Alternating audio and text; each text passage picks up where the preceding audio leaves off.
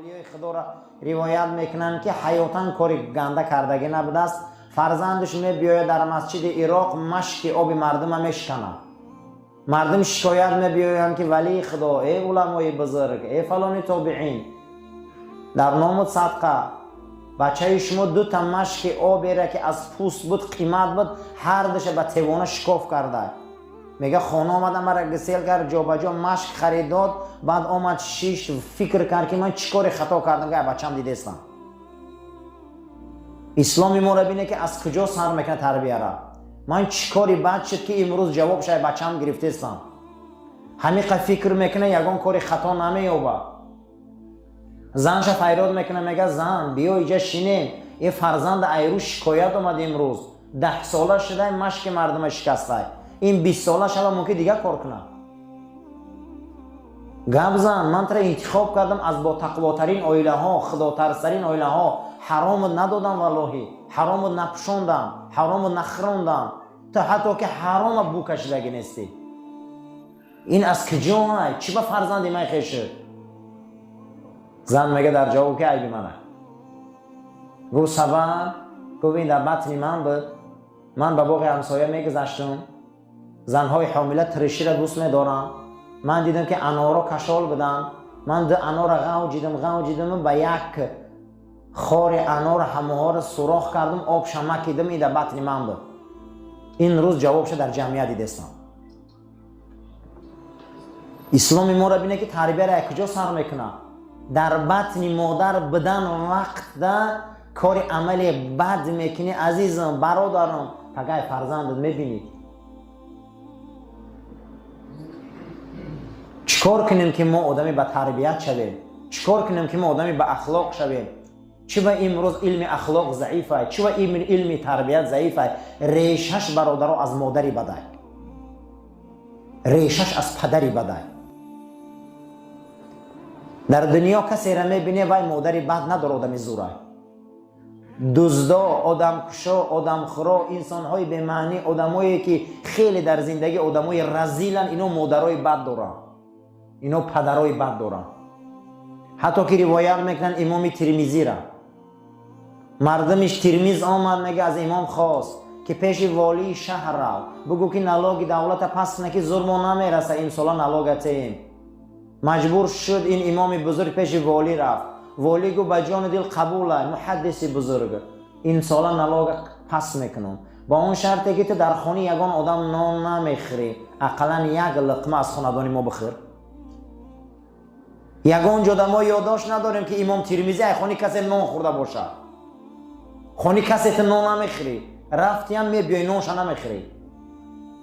یک مراتب از دسترخوان من 6 میگه اون خورد، گفت یک لقمه گوشت در دهنم کردم تا آخری مجلس همین گوشت آو نشد خواهیدم، دیگه هیچی نخوردم. خواهیدم ایزا کشیدم که در پیش امیر دور پرتم شد، همون را قرد کردم مجبوری.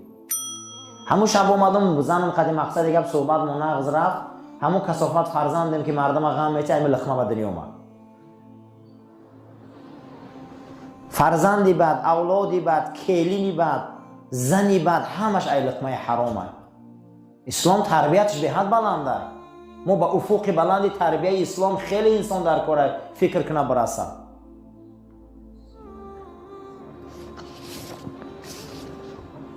مجموعاً در شریعت ما 12 تا علمه، 6 تا علم او را فوندامنت اسلام میگن، 6 علمی هسته که او را بالای فوندامنت بینای اسلام میگن. یکم علمی که فوندامنت اسلامه این علم عقیده. کدام علم بده؟ عقیده. او را علم توحید میگن، علم کلام میگن. علم عقیده، علم توحید، علم کلام هم سخنگوی اخلاقه. سخنگوی اخلاقه. پیغمبر ما همه انسان ها را به توحید ایروی چی آورد؟ ایروی اخلاق. فبما رحمت من الله لنت لهم، تو یک رحمت خدا در زمین آمدی، تو چقدر ملایمی ای حبیبی من، چقدر تو اخلاق بلند داری. اگر اخلاقی تو بد میشد، اگر تو غلیظ القلب میشدی، لانفضوا من حولک، از فرایت او گرفته میرفتن. 14 قرن طرفداراش میلیارد شدیان لبیک گفتستیان. این از اخلاق حمیده، این از اخلاق محمدیه.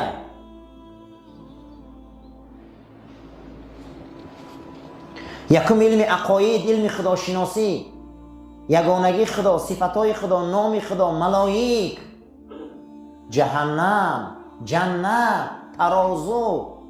یک مراتب فکر کن خداشناسی را. نحن اقرب الیهم من حبل الورید، من برای شما از رگای دلتان نزدیکم خدا میگه. کنی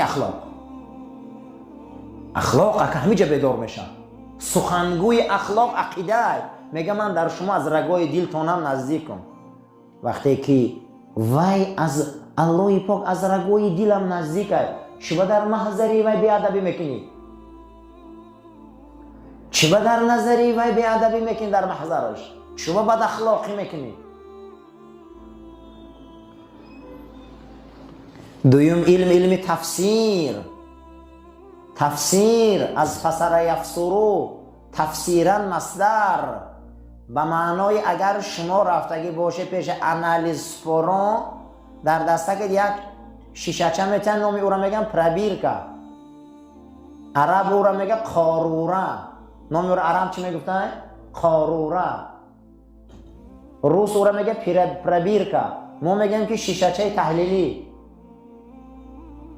در او خونه میگیرن، در او پیشاب میگیرن، در درون یک خوره دیگه میمونن، او را چنان دور میتین. از او زردابی خونه معلوم میکنن، سفیده خونه معلوم میکنن، سرخیش هم معلوم میکنن، پیشاب نمکش هم معلوم میکنن، صفت نوکی بادش هم معلوم میکنن. میگن تنخل کسالی. همین عربا میگن تفسیر. خداوند مردم میره ملکه میتیه که قرآن در انمون پربیر که میریزن، میشپونن حلوا کرده میتیان تا. برای چی پیغمبر صلی الله علیه و سلم صف دور نگرفتن؟ چرا صف رنگ کمان نگرفتن؟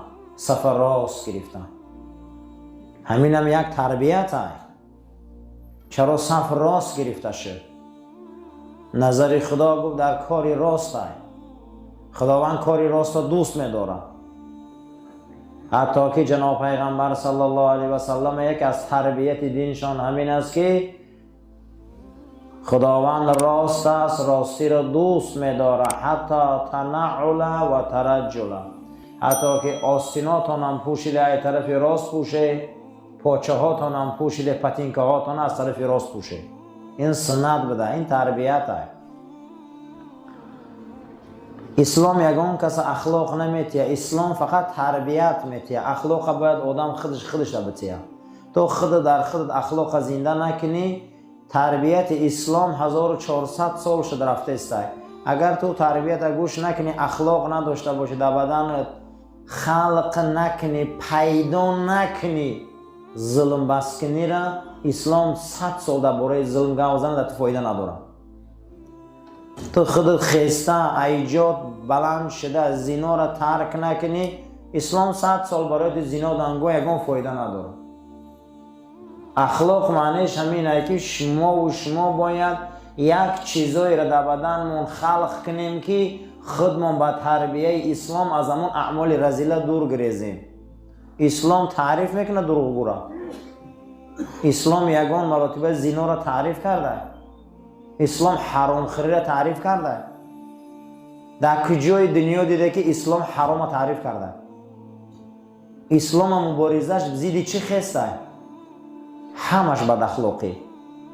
در یگان جا بینید که اسلام زیدی عقل برآمد کردگیه. اسلام زیدی علم برآمد کردگیه. اسلام زیدی بایگری برآمد کردگیه. در یگان جای دنیا یک کلمه ما نمیابیم که گویا که اسلام زیدی علمه. در یگان جا ما نمیابیم که اسلام زیدی عقله.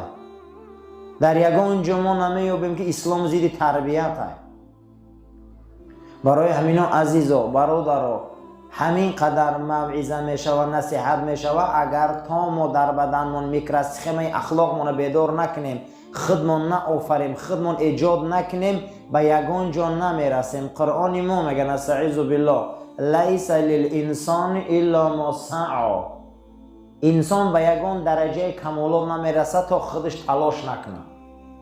هیچ که هیچ جا نمیرسه میگه تا خودش تلاش نکنه. رفیقی بد، برنامه بد، دنیای بد، کاری بزیر بسیاره. ما رای رمکا میبرارن. برای چی نماز جمعه های؟ برای چی نماز های؟ برای چی 5 وقت نماز های؟ چرا مسجد های؟ چرا منبر های؟ چرا امر معروف های؟ برای اون که امروز ضرر زیاد های. به واسطه این ما خودمون راست میکنیم. اگر منبر نباشه، اگر دملو نباشه، اگر ادبیات نباشه، اگر صنعت نباشه، اگر ادبیات و صنعت آمده ما رو صنع نکنه، نسازه، دوزانه ها آمده در تگ منبر نشینی، چارزانه ها آمده در تگ منبر نشینی، از او برنامه های کجله‌ای که کردی اونها را خط راست نکنی، چرا جهنم نروی؟ اینا تربیت میگم. بسیاری انسان های ما خیال میکنن که تربیت ایامو روز زنگیری به سر میشود. بسیاری انسان ها گمان میکنن که تربیت امروز نبیردار شوی به سر میشود. اسلام میگه نه، اسلام یک دوره مجردی داره عزیزا. حتی نطفه را تازه کردن در اسلام از واجبات ایمان است. کدام وقت نطفه را تازه میکنی؟ از روزی به بلاغت رسیدی. از 12 سالگی تو میتونی که اکنون تربیه اختصار کنی خودت.